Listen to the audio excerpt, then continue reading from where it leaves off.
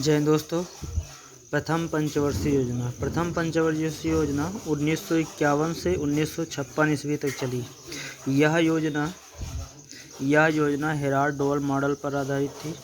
यह योजना किस पर आधारित थी? हेराल्ड डोवल मॉडल पर आधारित थी। इस योजना का मुख्य उद्देश्य था अर्थव्यवस्था के संतुलित विकास की प्रक्रिया को प्रारंभ करना। इस अर्थव्यवस्था का मुख्य उद्देश्य था अर्थव्यवस्था के संतुलित विकास की प्रक्रिया को प्रारंभ करना।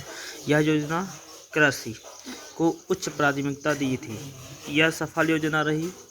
यह कैसी योजना रही? सफल योजना रही। इसका जो लक्ष्य निर्धारित किया गया था 2.1% और अचीवमेंट प्राप्त कितना किया? 3.6% हासिल किया था। इस योजना के दौरान राष्ट्रीय आय 18%। इस योजना के दौरान राष्ट्रीय आय कितनी थी? 18% तथा प्रति व्यक्ति आय 11% रही। ठीक, इस योजना के दौरान कई बड़ी परियोजनाओं को शुरू किया गया, जैसे भाखड़ा नागल परियोजना। नंबर 1 भाखड़ा नागल परियोजना, दूसरी ब्यास परियोजना, भाखड़ा नागल परियोजना, ब्यास परियोजना, दामोदर घाटी परियोजना। इस परियोजना में सार्वजनिक उद्योग के विकास की उपेक्षा की गई है तथा मध्य में मात्र 6% राशि ही खर्च की गई थी। कितने परसेंट? मात्र 6% राशि ही खर्च की गई थी। समुदाय विकास कार्यक्रम का प्रारंभ 1952 में किया गया था। समुदाय विकास कार्यक्रम का प्रारंभ कब किया गया? 1952 में किया गया।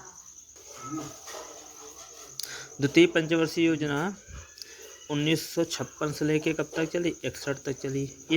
यह योजना पीसी महालनोबिस मॉडल पर आधारित थी। किस पर आधारित थी? पीसी महालनोबिस मॉडल पर आधारित थी।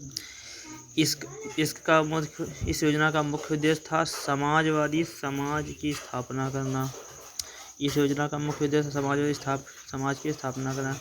यह योजना देश के जीवन स्तर को ऊंचा उठाने के लिए 5 वर्षों में राष्ट्रीय आय 25% 5 वर्षों में राष्ट्रीय आय 25% करने का लक्ष्य निर्धारित किया गया था। इस योजना में लक्ष्य 4.5% से 4.1% विकास दर रहे।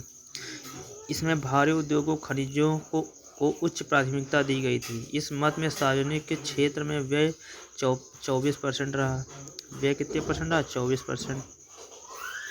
द्वितीय प्राथमिकता यातायात व संचार को दी गई थी, जिस पर 28% राशि खर्च की। अनेक महत्वपूर्ण बृहद उद्योग जैसे दुर्गापुर, भिलाई, और राउरकेला के इस्पात कारखाने इसी योजना के दौरान स्थापित किए गए थे। तीसरी पंचवर्षीय योजना जो हमारी थी 1961 लेकर 66 तक, इस योजना का उद्देश्य था अर्थव्यवस्था को आत्मनिर्भर बनाना तथा स्वतः स्फूर्त व्यवस्था को पहुंचाना। यह योजना अपने लक्ष्य से 5.6% वृद्धि दर को प्राप्त करने में असफल रही। यह 2.8% प्रतिवर्ष विकास दर को ही प्राप्त कर सकी थी। यह योजना कृषि व उद्योगों को दोनों को प्राथमिकता दी गई थी। इस योजना में कृषि को भी और उद्योग दोनों को प्राथमिकता दी गई थी।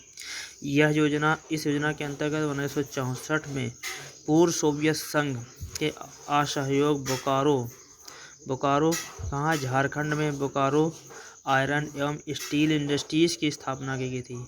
इस योजना की असफलता का मुख्य कारण था भारत-चीन युद्ध, भारत-पाकिस्तान युद्ध अभूतपूर्व रखा गया। इस योजना के दौरान सरकार द्वारा बनाई गई कृषि नीति में हरित क्रांति को जन्म दे दिया। ठीक, इस योजना में सरकार द्वारा बनाई गई कृषि नीति में किसको जन्म दे दिया? हरित क्रांति को जन्म दे दिया। भारत में हरित क्रांति का जनक MS स्वामीनाथन को माना जाता है। ठीक, विश्व में हरित क्रांति का जनक नॉर्मन बोरलॉग को माना जाता है। इसके बाद आ जाता है आपका योजना अवकाश। इस अवधि में 3 वार्षिक योजनाएं तैयार की गई थी। इस अवकाश अवधि में कृषि तथा संबंधित क्षेत्र में उद्योगों क्षेत्रों को समान प्राथमिकता दी गई। योजना अवकाश का प्रमुख कारण भारत पाकिस्तान संघर्ष तथा सूखा के कारणों के संसाधनों की कमी, मूल्य स्तर को वृद्धि रही। इसके दौरान 3.8% वार्षिक 3.8% वार्षिक वृद्धि रही। भारत में योजना अवधि 3 बार योजना अवकाश आया। भारत में कितने बार योजना अवकाश आया? 3 बार योजना अवकाश आया है। चौथी पंचवर्षीय योजना 1969 से लेकर कब तक चली? 74 तक चली। यह पंचवर्षीय योजना डी.आर. गाडगिल मॉडल पर आधारित थी। कौन से मॉडल पर आधारित थी? तो डी.आर. गाडगिल मॉडल पर आधारित थी। इस योजना का मुख्य उद्देश्य था स्वामित्व के साथ विकास तथा आर्थिक आत्मनिर्भरता। इस योजना का मुख्य उद्देश्य था स्वामित्व के साथ तथा आर्थिक आत्मनिर्भरता। इस योजना का मुख्य उद्देश्य था स्वामित्व के साथ विकास तथा आर्थिक आत्मनिर्भरता। इस योजना में समाजवादी समाज की स्थापना करने पर भी विशेष रूप से लक्षित किया गया।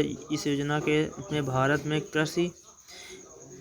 कृषि वृद्धि दर सर्वाधिक रही। भारत में कृषि वृद्धि दर कैसी रही? सर्वाधिक रही।